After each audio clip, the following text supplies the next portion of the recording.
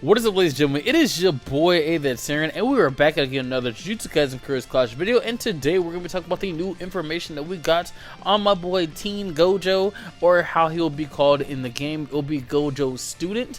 So that's what we're gonna be talking about today, ladies and gentlemen. So I hope you guys enjoyed this video for real.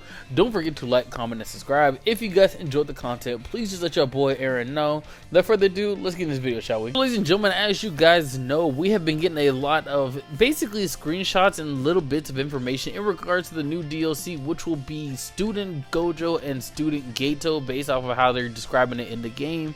And so honestly, they're looking pretty sick.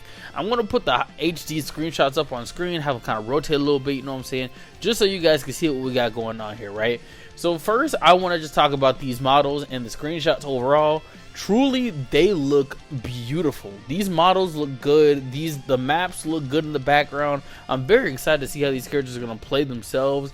But honestly, their movesets look like they're about to change the way the game is set up. You know what I'm saying? It looks like the thing about DLC characters are, whenever games drop DLC characters, typically their movesets and the way they play are sometimes significantly different from how the roster behaves as a whole. So I'm kind of excited to see how crazy these boys are going to go, honestly, because I feel like, specifically Geto, I feel like Geto is going to be an interesting character, but Gojo has some interesting stuff as well up his sleeve, which I like, and we're going to talk about that right now. Ladies and gentlemen, I got the screenshot from the official Jujutsu Kaisen Curse Clash Instagram page and the Twitter page, and it basically gives us a brief summary of how my boy Gojo is going to play, like we've got with other characters in the past before.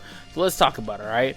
So it says right here, Satoru Gojo, student, curse technique, limitless technique. And it says right here, a frontline attacker who seizes control of the enemy's movement and forces the upper hand in both defense and offense. Being knocked down can activate his joint attack and awaken skill, giving him a chance to shift the battle in his favor. Now, if you guys remember in the previous video we talked about Gojo potentially having himself a self-revive ability, just like how Panda does in the game already. And I'm pretty sure that that's what Gojo's going to have, because of the fact of A, that was kind of what was talked about in the scans, and B, whenever he went against my boy Toji and got clapped and he came back, Gojo was kind of cracked. I'm not even gonna lie to you. So I think they're gonna implement that in the game as basically one of his special abilities or moves, I guess. And I'm kind of interested to see how that's gonna go. Now, first we're gonna talk about how it says a frontline attacker who seizes control of the enemy's movement and forces the upper hand.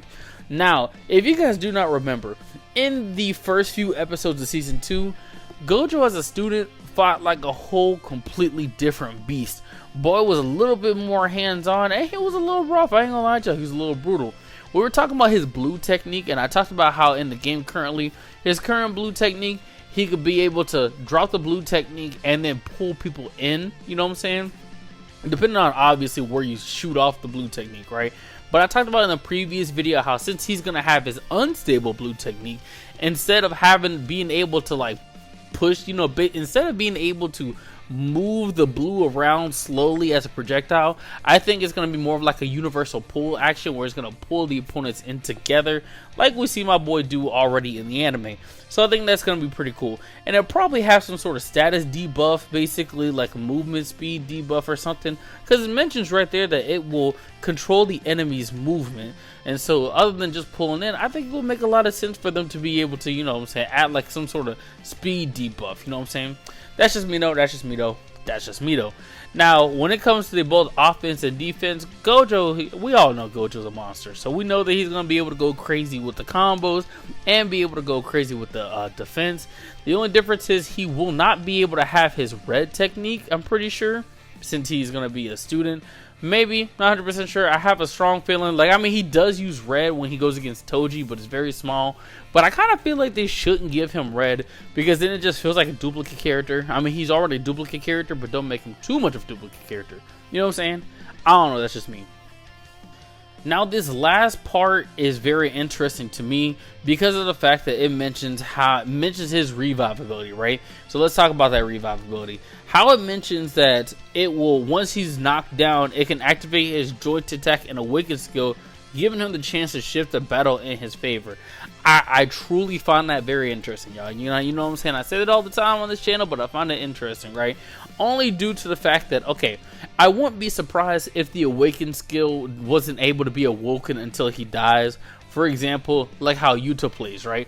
So if you play as Yuta in Curse Clash, he does not have his ultimate right away, right? Like if he has to, the teammate has to either get knocked down enough, or you have to receive a certain amount of damage, and that's when Rika comes out. And when Rika comes out, that's when you're able to use Yuta's ultimate, which is a one-shot. And I think that's going to be the case with my boy Gojo. I think they're going to have that revive ability in place, so if you do die, you're able to use your awakening move, and more than likely, I wouldn't be surprised if it was a one-shot. We already have 2 one-shot ults in the game, which is Yuta and Sukuna, so I wouldn't be surprised if Gojo made a third, because of the fact of how they're basically going to give this man a buff whenever he comes back to life. So I would not be surprised about that.